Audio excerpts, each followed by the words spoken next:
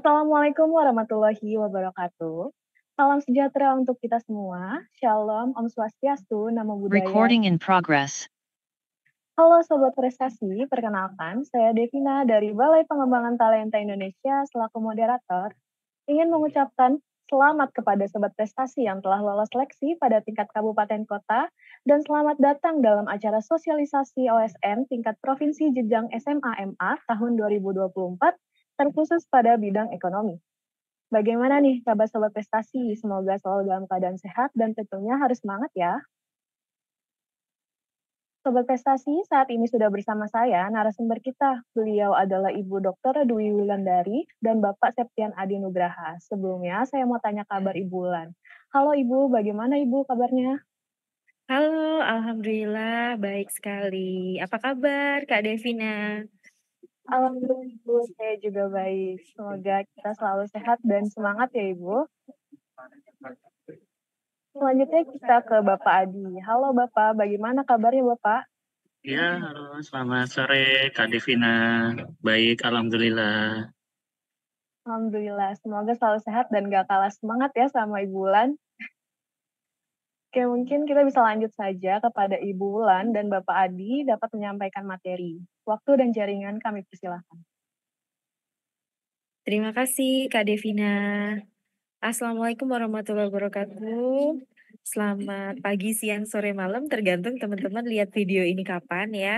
Sebelumnya saya ucapkan selamat atas teman-teman yang sudah lolos dari Olimpiade Sains Nasional Bidang Ekonomi tingkat kabupaten kota ke tingkat provinsi.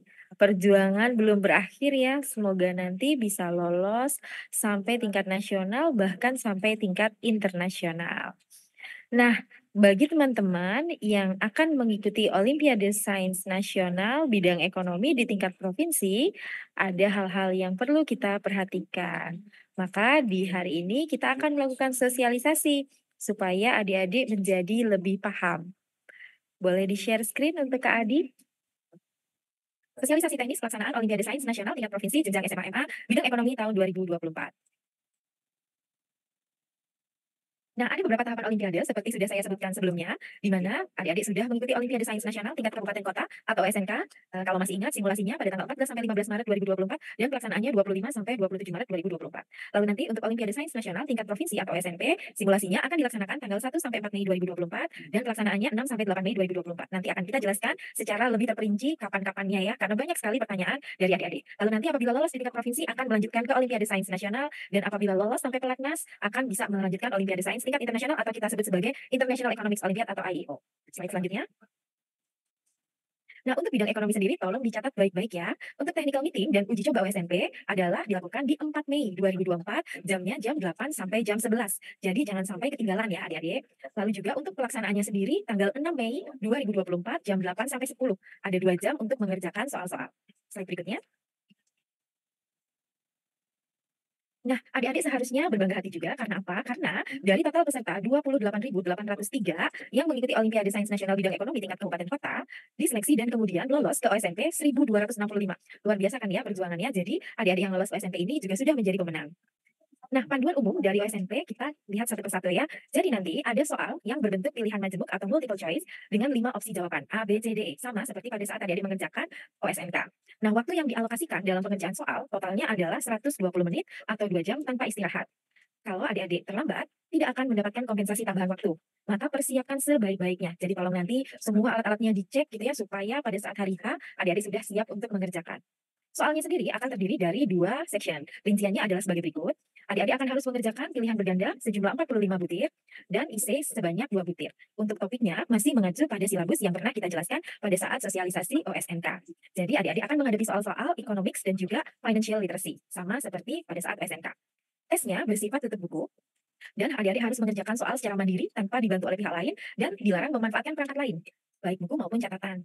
Nah, adik-adik juga masih diperbolehkan menggunakan kalkulator, asal kalkulatornya adalah kalkulator sederhana selama tes. Adik-adik bisa menyiapkan alat tulis dan kertas kosong untuk coret-coret, untuk menghitung ya apabila ada beberapa soal hitung-hitungan. Nah, adik-adik juga harus menyiapkan gawai untuk keperluan proctoring saja ya. Jadi jangan coba-coba menyiapkan gawai untuk melakukan kecurangan ya. Nah, ini benar-benar kita lihat ya nanti. Jadi jangan sampai sebenarnya punya kemampuan tapi ternyata memutuskan untuk curang. Jangan ya. Nah, jadi gawainya adalah untuk keperluan proctoring. Apabila ada gangguan teknis, termasuk gangguan jaringan listrik atau internet, tidak akan menambah waktu lomba. Jadi tolong semua pihak mempersiapkan sebaik mungkin, baik dari sisi alatnya, sisi listriknya, sisi internetnya. Slide berikutnya.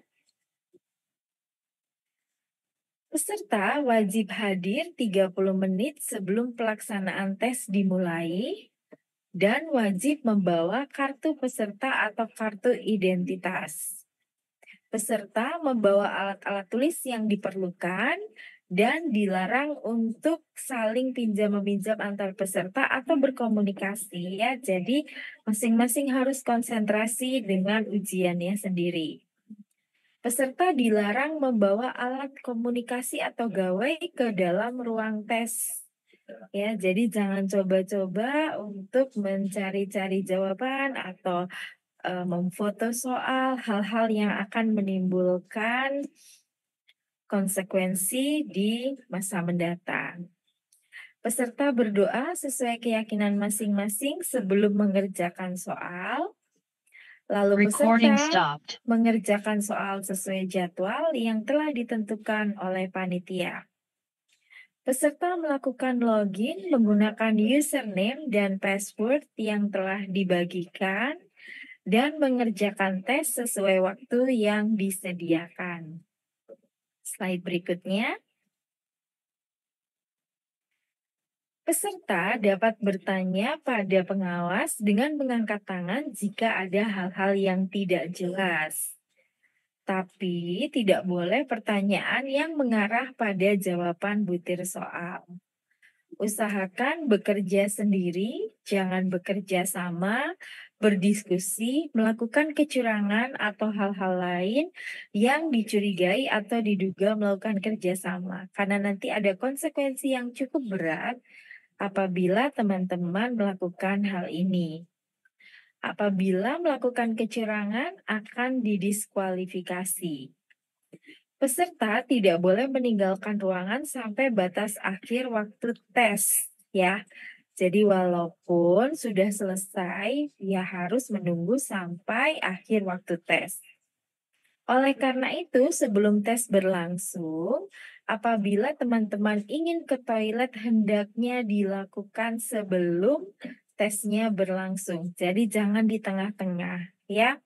Apabila memang sangat-sangat terpaksa peserta akan ke toilet pada saat tes harus seizin dan atau diantar oleh pengawas.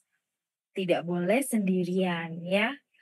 Peserta dilarang berbicara atau melakukan hal-hal lain yang dapat mengganggu konsentrasi peserta lainnya. Peserta mengklik tombol back to the course setelah menyelesaikan tes. Tes akan berhenti secara otomatis ketika waktunya habis. Slide berikutnya. Petunjuk khusus untuk soal pilihan ganda. Peserta menjawab soal dengan cara klik lingkaran opsi jawaban pada soal yang tersedia. Setiap butir soal hanya mempunyai satu jawaban benar. Apabila teman-teman bisa menjawab dengan benar, nilainya adalah 2. Kalau dijawab salah 0, tidak dijawab juga 0. Jadi tidak ada pengurangan skor. Alokasi waktu yang diberikan untuk menjawab semua soal sampai akhir ya adalah 120 menit. Peserta mempunyai kesempatan untuk mengubah jawaban lebih dari 1 kali sebelum melakukan submit jawaban dan selama waktu yang dialokasikan untuk mengerjakan soal dalam sesi ini masih tersedia. Untuk mengubah jawaban, klik Clear My Choice, lalu klik pada lingkaran lain yang mewakili pilihan jawaban yang lain yang dianggap paling benar. Untuk mengakses setiap soal, klik pada kotak-kotak yang mewakili nomor setiap soal yang diujikan, atau dengan klik pada next page untuk mengakses soal berikutnya. Peserta dapat mengakhiri pengerjaan soal dengan klik pilihan Finish Attempt. Apabila peserta ragu-ragu untuk menyelesaikannya, maka peserta dapat kembali ke laman soal dengan klik pada pilihan Return to Attempt. Selanjutnya, peserta dapat melanjutkan ke laman yang memperlihatkan status keterjawaban soal dan klik pada pilihan Submit All and Finish untuk menyelesaikan soal. Jawaban secara otomatis tersubmit jika belum sempat melakukan submit attempt atau telah habis waktu pengerjaan soal, dan nilai soal tidak akan dipublikasikan. Slide berikutnya. Untuk soal IC akan diawali atau bertolak dari sebuah paparan informasi singkat. Isikan jawaban atas pertanyaan yang diajukan. Setiap butir soal hanya mempunyai satu hasil akhir jawaban benar. Apabila teman-teman menjawab benar, nilainya adalah 5, dan salah nilainya 0, tidak dijawab nilainya 0. Akan ada 2 soal IC. Jawaban berupa bilangan, tulis dengan angka, bukan dengan kata. Bilangan ribuan ditulis dengan penanda titik, bukan koma. Jadi, misalnya 25.000, maka 25.000, bukan 25,000 atau 25.000 tanpa tanda satuan sen 25,00, koma, dan garis di belakang angka. Intinya, isikan sesuai angkanya, pisahkan dengan titik. 25.000, maka 25.000.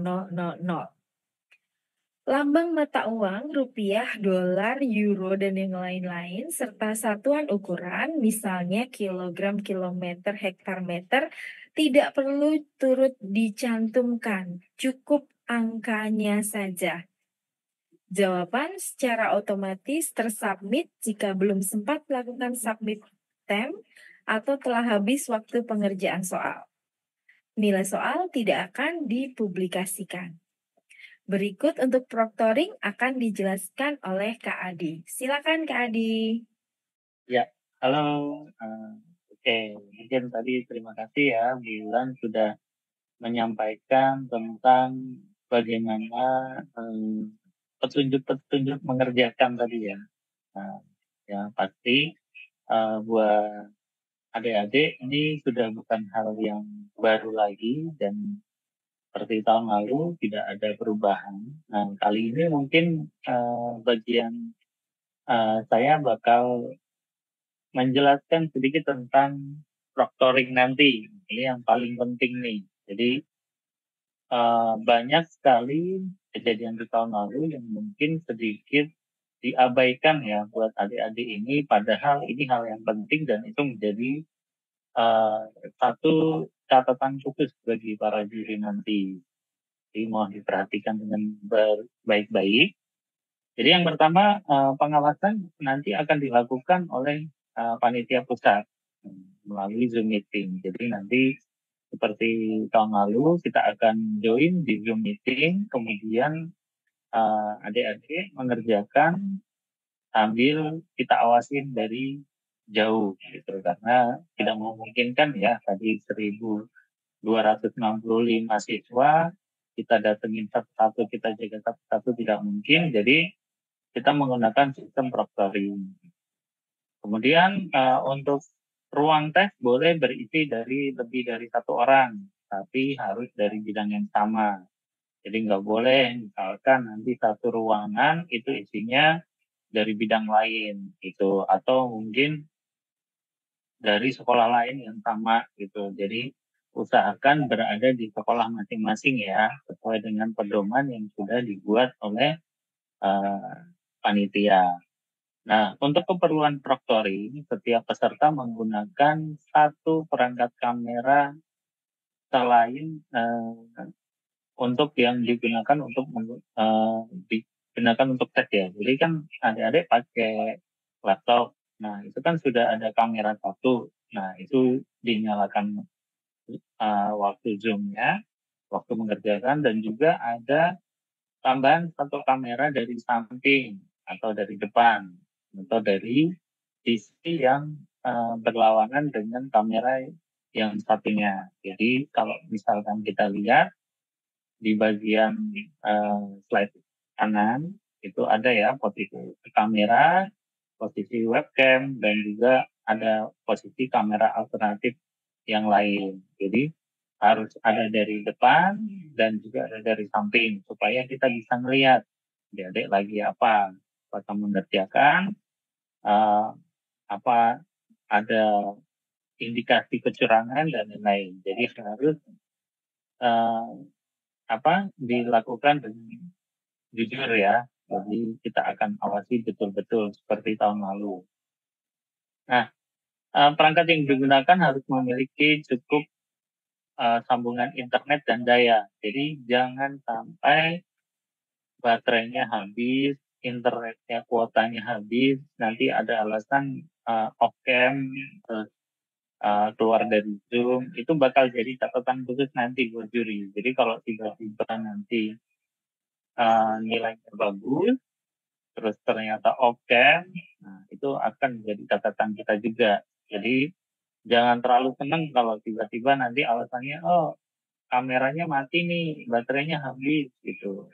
Itu akan tetap kita masukkan dalam catatan tersebut ya.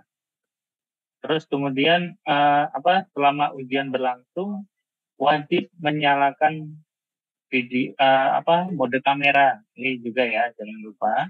Jadi harus tetap on cam selama berlangsung. Maka itu tadi dari sisi internet, baterai harus tercukupi gitu ya. Nah, nanti untuk ruang Zoom meeting itu sudah akan ditetapkan sesuai dengan di dashboardnya masing-masing nanti. Jadi nggak perlu nyari-nyari harus join kemana, tinggal dicek aja nanti di situ. Biasanya sudah ada dan usahakan join 15 menit sebelum lomba dimulai gitu ya. Jadi semua sudah ready dulu.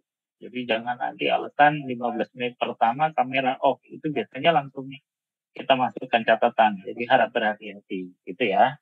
Dan juga jangan pakai virtual background.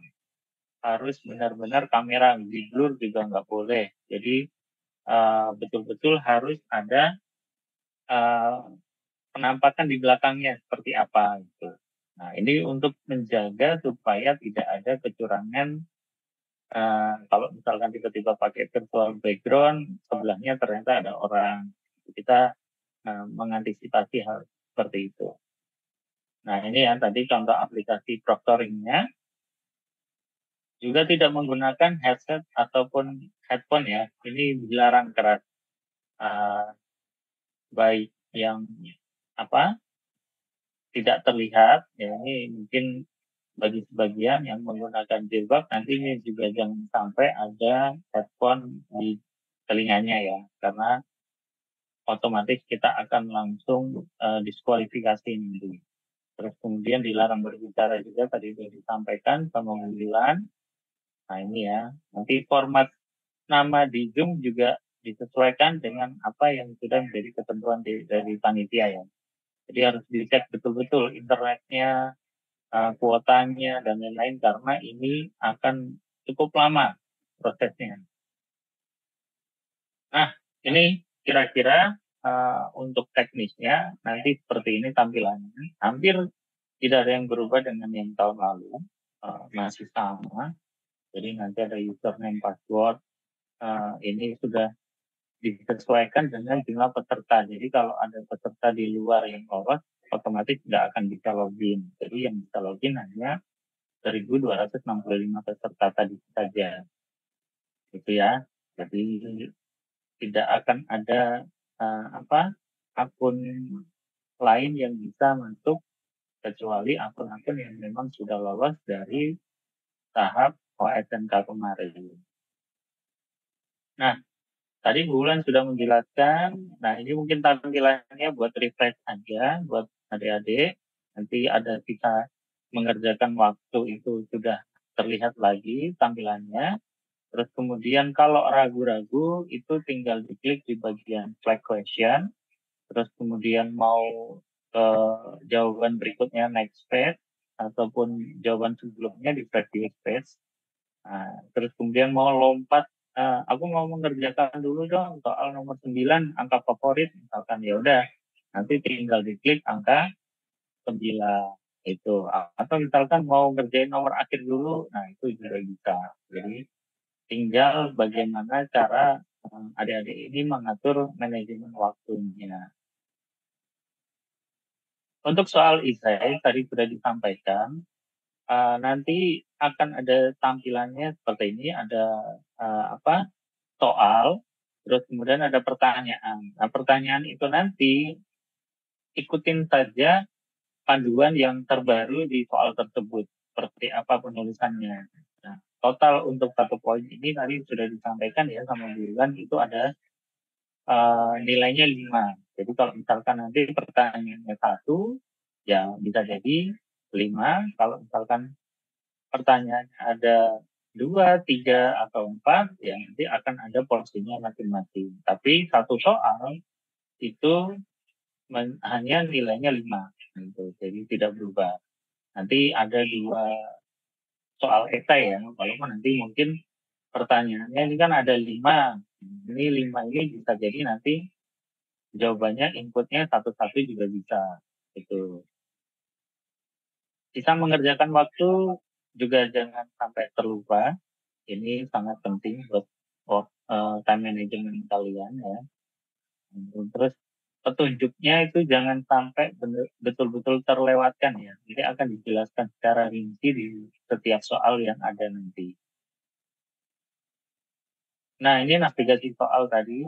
Kalau misalkan sudah ada tanda abu-abu tua, itu soal sudah dijawab.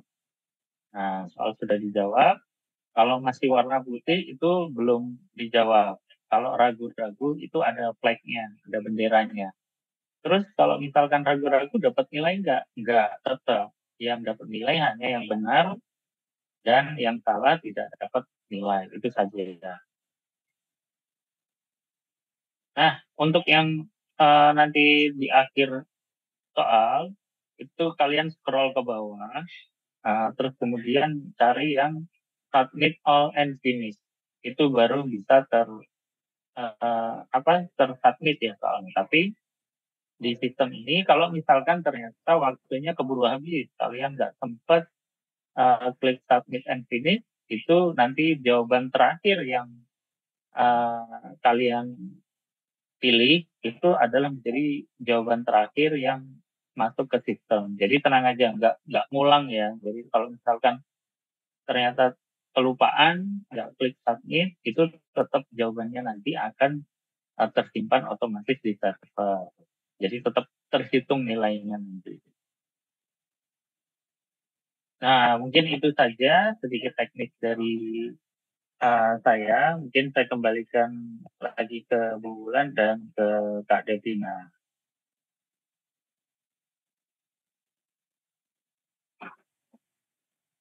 Baik, terima kasih kepada Ibu Wulan dan Bapak Adi atas pemaparan materinya. Selanjutnya nih Ibu Wulan dan Bapak Adi ada beberapa pertanyaan dari Sobat Prestasi yang sering ditanyakan terkait perlombaan ini. Untuk selama tes berlangsung, apakah diperbolehkan untuk membawa makanan dan minuman? Oke, saya akan mencoba menjawab ya. Mungkin kalau minuman dalam botol yang tidak berpotensi merusak gawai, silakan. Tapi hati-hati pada saat meminumnya. Untuk makanan kita tidak sarankan karena toh waktunya hanya 2 jam ya. Nanti daripada ada remah-remah makanan dan macam-macam, malah berpengaruh sama gawai yang dipakai. Sayang sekali kan ya. Toh bisa ditahan, sarapan dulu ya, sarapan dulu, masuk ke ruangan, kerjakan dengan berkonsentrasi, keluar, nanti makan lagi nggak apa-apa ya. Baik Ibu, pertanyaan selanjutnya ini, apakah boleh menggunakan jam tangan? Karena kan sekarang ini sudah ada smartwatch ya Bu, yang mudah tuh bagi para pengguna untuk mengaksesnya. Silakan Mas Adi.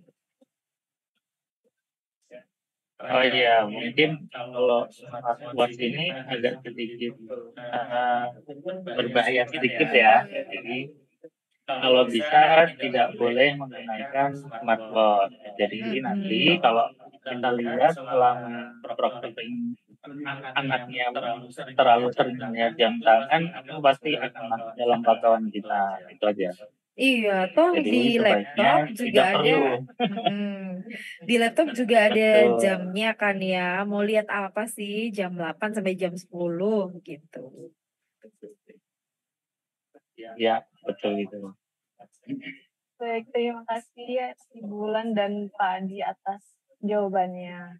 Mungkin ini Bu, Bapak terakhir dapat menyampaikan tips dan trik nih agar sobat prestasi semangat dan dapat belajar dengan giat sehingga memperoleh medali emas pada tahun ini. Oke. Nah, untuk teman-teman yang akan mengikuti Olimpiade Sains Nasional Ekonomi di tingkat provinsi, sebenarnya untuk silabus dan materi itu masih sama seperti OSNK. Hanya saja tipe soal yang kita akan keluarkan di sini levelnya sudah naik tingkat ya. Mungkin pada saat OSNK teman-teman masih bertemu dengan soal-soal yang hanya melatih ingatan ya. Di OSNP tidak lagi akan bertemu yang seperti itu. Hampir semua soal akan bersifat analisis. Jadi ada tahapan-tahapan berpikirnya. Jadi tolong itu dipersiapkan. Lalu untuk OSNK kemarin, untuk soal berbahasa Inggris itu adalah 40% ya dari jumlah soal. Nah, pada saat OSNP ini kita akan naikkan menjadi kurang lebih 60%. Jadi tolong perbaiki untuk kemampuan berbahasa Inggrisnya. Lalu supaya tidak banyak pertanyaan pada saya ya, apa sih yang akan diujikan? Tentu saja topiknya adalah economics. Economics isinya apa? Ada ekonomi makro, ekonomi mikro, ekonomi internasional, ekonomi moneter ya. Jadi pelajari tuh economics dari MenQ atau core economics. Lalu yang kedua ada financial literacy atau literasi keuangan. Tentu saja teman-teman harus belajar tuh bagaimana budgeting, bagaimana investasi, bagaimana saham, reksadana, otoritas jasa keuangan, bank sentral, macam-macam di situ ya. Yang paling banyak pertanyaan biasanya, apakah ada soal akuntansi? Tidak, ya. Jadi kita mengikuti kurikulum yang sudah ditetapkan oleh International Economics Olympiad, di mana lombanya akan berisi economics dan financial literacy. Jadi nggak perlu susah-susah belajarnya jauh-jauh kemana-mana, pakai buku yang sudah direkomendasikan, tinggal teman-teman mengikuti dari situ, lalu meningkatkan daya analisis dan juga tingkatkan kemampuan kuantitatifnya karena dalam waktu yang singkat teman-teman juga akan banyak menyelesaikan soal-soal yang sifatnya matematis untuk ekonomi maupun literasi keuangan. Mungkin dari Kak Adi ada tambahan, silakan. Ya, mungkin tambahan sedikit ya Bu Wulan terkait tentang literasinya. Kalau teman-teman semuanya kesulitan nih nyari, itu nanti mungkin kita lebih fokusnya ke marketnya pasar modal Indonesia. Jadi kalau mau cari materi nggak perlu cari market-market luar karena nggak akan keluar ya. Tapi kalau marketnya itu hanya di market Indonesia. Jadi misalkan ada pertanyaan, ini yang harus dipelajari saham apa atau produk pasar modal mana, itu cukup di Indonesia saja. Jadi nggak perlu teman-teman nyari referensi dari luar. Itu aja mungkin bulan yang sering ditanyakan. Baik, terima kasih Ibu Wulan dan Bapak Adi. Nah, Sobat Prestasi nih udah ada bocoran nih apa saja yang akan diujikan nanti. Semoga Sobat Prestasi dapat mengerjakan soal OSN tingkat provinsi tahun ini dan semoga Sobat Prestasi dapat termotivasi agar lebih giat lagi dalam belajar. Kita sudah sampai di penghujung acara. Semoga sosialisasi OSNP tahun 2024 terkhusus bidang ekonomi dapat membantu dan bermanfaat untuk Sobat Prestasi dalam pelancaran ajang bergengsi Olimpiade Sains Nasional tingkat provinsi tahun 2024. Terima kasih kepada Ibu Wulan dan Bapak Adi selaku narasumber yang telah meluangkan waktunya untuk menyampaikan sosialisasi ini. Semoga OSN tahun ini dapat menemukan talenta Indonesia yang dapat bersaing di ajang internasional. Sekian sosialisasi pada hari ini. Saya Devina selaku moderator, pamit undur diri. Wassalamualaikum warahmatullahi wabarakatuh. Waalaikumsalam.